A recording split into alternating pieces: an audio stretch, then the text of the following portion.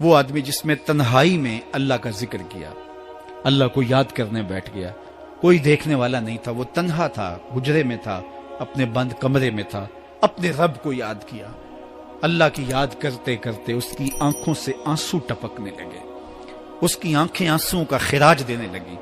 تو میرے اور آپ کے آقا و مولا نے فرمایا کہ یہ آنسو اتنے قیمتی ہیں، ان آنسوؤں کے بدلے میں قیامت کے دن اسے عرش الہی کا سایہ نصیب ہوگا، عرش الہی کا سایہ اسے نصیب ہوگا ان آنسوؤں کے بدلے میں۔ رومی علیہ رحمہ فرماتے ہیں جہاں پانی گرتا ہے وہاں سبزہ اگتا ہے، جہاں آنسو گرتے ہیں وہاں رحمت اترتی ہے۔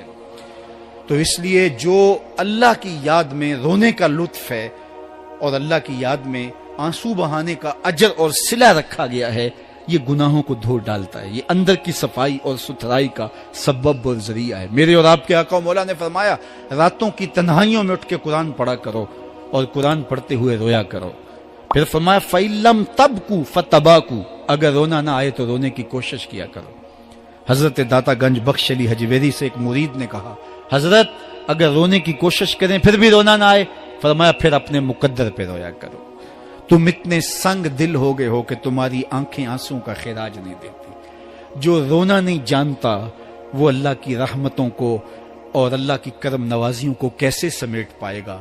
بچہ روتا ہے تو ماں دودھ دیتی ہے، جب بندہ اللہ کی حضور الہاؤ زاری کرتا ہے، عجز کرتا ہے، انکساری کرتا ہے تو اللہ کی رحمتوں کو جوش آتا ہے اور اللہ تعالیٰ کی رحمتیں اس پہ برستی ہیں، اور اس کے نہ صرف گناہ معاف ہوتے ہیں بلکہ اللہ تعالیٰ اس کے گناہوں کو بدل کے نیکیوں میں تبدیل کر دیتا ہے۔ ایک فقیر تھا، ملنگ درویش، اللہ کا بندہ، اس کی عادت یہ تھی کہ اپنے ڈیرے پہ آنے والوں کو کھلاتا، ان کو پلاتا، ان کی ضروریات کا خیال رکھتا، لیکن ان کو مالی آسودگیاں نہیں تھی۔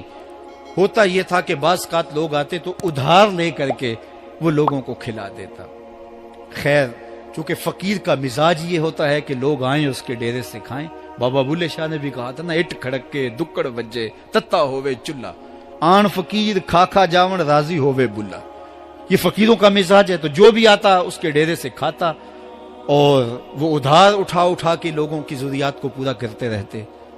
وقت آخر آ گیا، جن لوگوں نے ادھار دیا تھا وہ سارے تقاضا کرنے آ گئے۔ اب بابا جی کو کیا فکر لاحق ہے کہ یہ میرے مہمان اور میں ان کو کچھ پیش کرنے کی صلاحیت نہیں رکھتا۔ ایک بچہ تھا، وہ کچھ سامان بیچ رہا تھا، پتیسا بیچ رہا تھا یا کوئی اور چیز بیچ رہا تھا۔ اس نے گلی سے گزرتے ہوئے آواز لگائی، خادم کو کہا سے بلا کے لاؤ، کہا تم بیچ رہے ہو تو میرے مہمانوں کو کھلا دو۔ بچہ بڑا خوش ہوا کہ میں سارا دن گلیوں میں گھوم کے یہ پتیسا بیچنا تھا، اب یہ ایک جگہ ہی سارا فروخت ہو گیا تو یہ تو موج لگ گئی، میں جلدی گھر چلا جاؤں گا، میری ماں خوش ہو گئی۔ تو سارا ان مہمانوں کو کھلا دیا گیا اور اس کے بعد کہا بابا جی پیسے؟ کہا تم بیٹھ جاؤ، جب ان کو ملیں گے تو تجھے بھی مل جائیں گے۔ وہ بیٹھ گیا، 2 4 10 منٹ بیٹھا تو بچہ تھا، پھر کھڑا ہو گیا، بابا جی پیسے؟ کہا جب ان کو ملیں گے تو تجھے بھی مل جائیں گے۔ پھر آدھا گھنٹہ گزرا تو پھر اس نے کہا بابا جی پیسے؟ میری ماں میرا انتظار کر رہی ہے، ہمارے گھر کا چولہا اسی سے جلتا ہے، میں یہ پیسے لے کر جاؤں گا اور میری ماں کوئی ہنڈیا خریدے گی اور ہم شام کا گھر کا کوئی سلسلہ کریں گے۔ کہا بیٹا جب ان کو ملے گا تو تجھے بھی مل جائے گا۔ بچے نے رونا شروع کر دیا، یتیم بچہ تھا، اس کا سارا آسرا یہی تھا، اس نے رونا شروع کر دیا۔ جب بچہ رویا اللہ کی رحمت کو جوش آیا، کوئی مرید نذرانہ لے کے ان بزرگوں کے پاس آ گیا اور اشرفیوں کی بھری ہوئی تھیلی پیش کی۔ وہ اتنے پیسے تھے کہ اس بچے کو بھی دیے، جتنے لوگ آئے تھے سب کا قرض چکایا، کہا جاؤ گھروں کو۔ تو سب نے کہا بابا جی ہم صبح سے بیٹھے ہوئے تھے تو یہ نذرانہ دینے والا صبح سے نہیں آیا، تو اب کیسے آ گیا؟ کہا صبح سے تمہارے اندر کوئی رونے والا نہیں تھا، ایک رونے والا آیا تو باقیوں کا بھی کام بن گیا۔ بعض اوقات کسی ایک شخص کی وجہ سے باقیوں کی خطائیں بھی معاف ہوتی ہیں۔ آج ہم اجتماعی طور پہ تا حد نظر اندر باہر اوپر نیچے اتنے لوگوں کے ہجوم میں اللہ کی بارگاہ سے یہ توقع رکھتے ہیں کہ مالک کتنے ہجوم میں کوئی ایک تو ہوگا جو تیرا لاڈلا ہوگا، کوئی ایک تو ہوگا جو تیرا بہت قریبی ہوگا، کوئی ایک تو ہوگا جس پہ تیری رحمتیں برسیں گی۔ تو مالک اس کے صدقے سے ہماری خطائیں بھی معاف کر دے، ہمارے گناہ بھی معاف کر دے۔ کوئی ایک رونے والی آنکھ مل گئی تو باقیوں کا بھی کام بن جائے گا. اٹھ فریدا ستیا تے میلا ویکھن جا, وت کوئی بخشیا مل جاوے تے تو ہی بخشیا جا.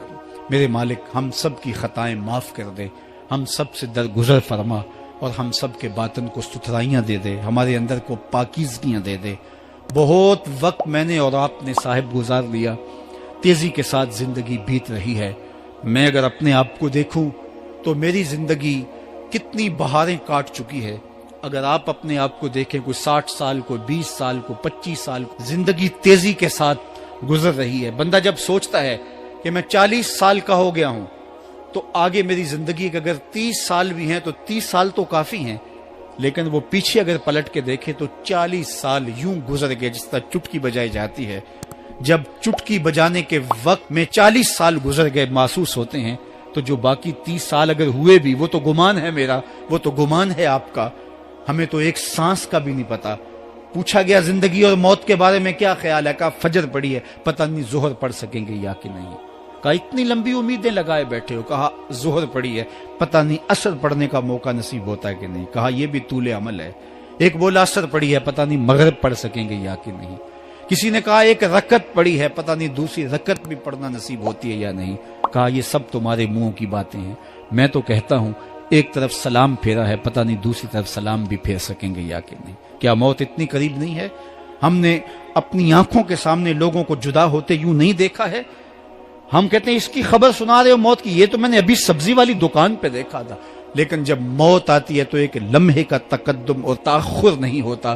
تو صاحب آئیے اپنی زندگی کو اللہ اور اس کے رسول کی راہوں پہ ڈالیں. آج وقت ہے, آج موقع ہے, آج توبہ کا دروازہ کھلا ہے, کل سب کچھ نہیں ہوگا. آج اس کی رحمتیں آواز دے رہی ہیں. آج وقت ہے, وقت پر کافی ہے ایک قطرہ بھی آب خوش ہنگام کا. جل گیا جب کھیت برسا می تو پھر کس کام کا. اب آئیے سنیے, اس کائنات کے اندر ہمیں وہ خواتین ملیں گی جو پردے کے پیچھے تھی, لیکن پردے کے سامنے ماں نہیں آئی, عبد القادر جیلانی آئے. ماں پردے کے پیچھے تھی, پردے کے سامنے فرید الدین گنج شکر آئے. ماں پردے کے پیچھے تھی, مہر و ماں نے بھی آنچل نہیں دیکھا, لیکن پردے کے سامنے کربلا میں حسین ابن علی آئے. تو یہ پردے کے سامنے آئے, وہ پردے کے پیچھے تھی.